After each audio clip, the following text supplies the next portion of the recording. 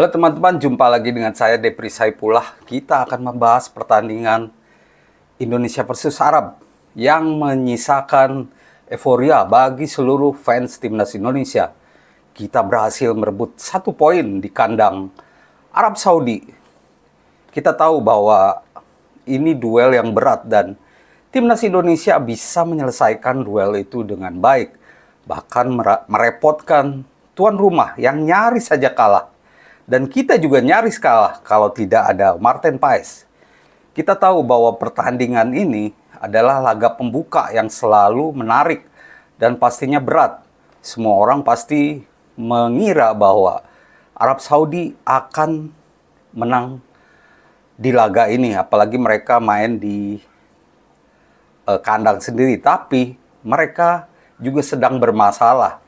Dan nanti saya jelaskan mengapa mereka bermasalah. Kita ulas dulu pertandingan secara umum ya. Kita tahu bahwa Indonesia sempat unggul lebih dahulu lewat Ragnar Oratmangun ya. Di menit ke-19. Sebuah tembakan keras yang sempat mengenai badan Sandi Walsh, tapi akhirnya disahkan sebagai gol Ragnar. Lalu juga kita memiliki beberapa peluang, hanya saja kurang tenang gitu. Sedangkan di babak pertama itu, Arab Saudi itu kesulitan untuk membongkar pertahanan kita.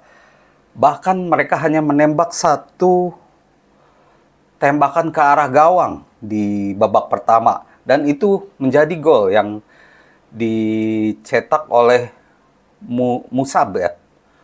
Musab Al-Juwair di menit injury time babak pertama. Di babak kedua, barulah Arab Saudi meningkatkan permainan mereka, bahkan mereka sampai melepas 18 kali tembakan. 4 diantaranya mengarah ke gawang. Tapi di babak kedua inilah kehebatan seorang Martin Paes benar-benar teruji. Dia menjadi penyelamat poin kita. Dia menepis penalti yang dieksekusi oleh Salim Al-Dawsiri ya. Dan kita akhirnya bisa merebut 1 poin. Dan tentunya Indonesia lebih optimis lagi menghadapi laga ke depan. Kita akan menatap laga kedua melawan Australia lebih optimistis. Kita akan membidik kemenangan karena memang target kita adalah menang melawan Australia. Dan 1 poin di Arab membuat kita lebih semangat lagi untuk mengejar 3 poin penuh lawan Australia. Dan kita tahu bahwa Indonesia mengubah sedikit strateginya ya. Sintayong menggunakan formasi antara 3-5-2 saat menyerang dan 5-3-2 saat bertahan. Dan ada perubahan, biasanya Calvin Verdong dimainkan sebagai fullback, tapi dia kini main lebih ke dalam atau lebih ke tengah gitu ya. Sehingga peran winger atau fullback kiri lebih diperankan oleh Nathan Chuaon. Dan ini memang strategi yang sudah dipikirkan oleh Sintayong karena ingin meredam kekuatan lini tengah Arab. Dan sebenarnya strategi ini berjalan sangat baik ya. Kita memiliki banyak peluang. Kalau saja finishing kita lebih bagus, kalau saja umpan-umpan kita tidak melenceng atau akurat, lebih akurat lagi, saya yakin bahwa Arab Saudi kalah. Bahkan kita mungkin bisa mencetak 3 gol harusnya ya.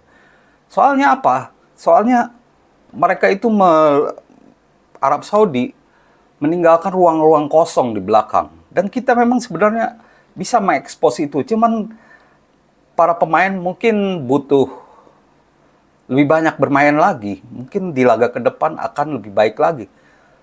Tinggal finishing touch saja atau finishingnya lebih baik atau keputusan mengambil tembakan atau tidak harus lebih baik lagi.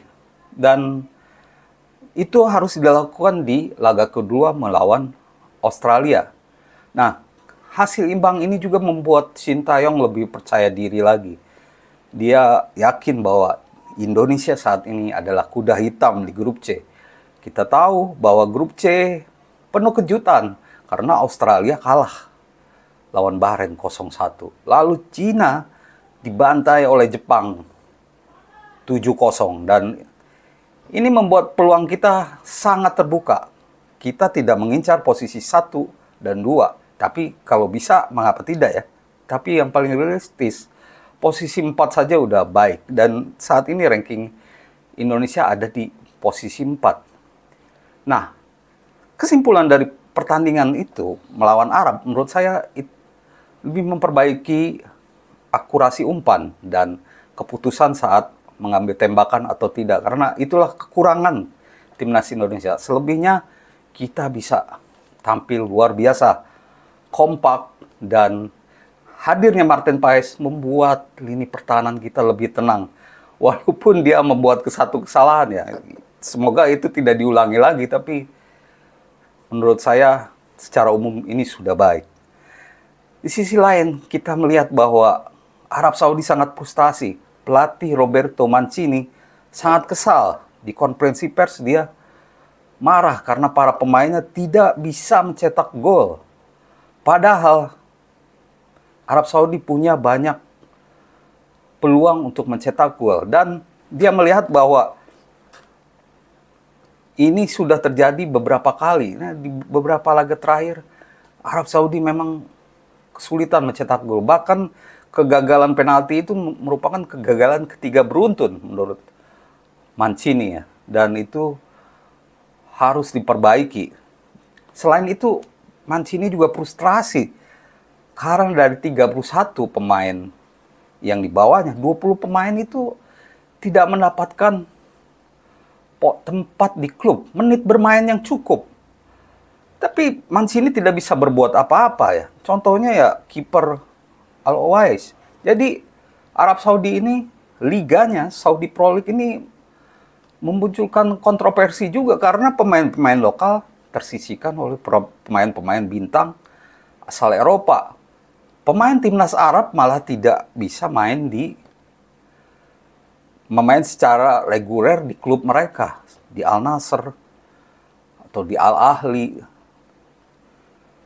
klub-klub lain di Arab Saudi. Nah, ini jadi masalah tersendiri. Ini bisa berbahaya buat Arab Saudi kalau tidak bisa memecahkan masalah ini di laga-laga berikutnya.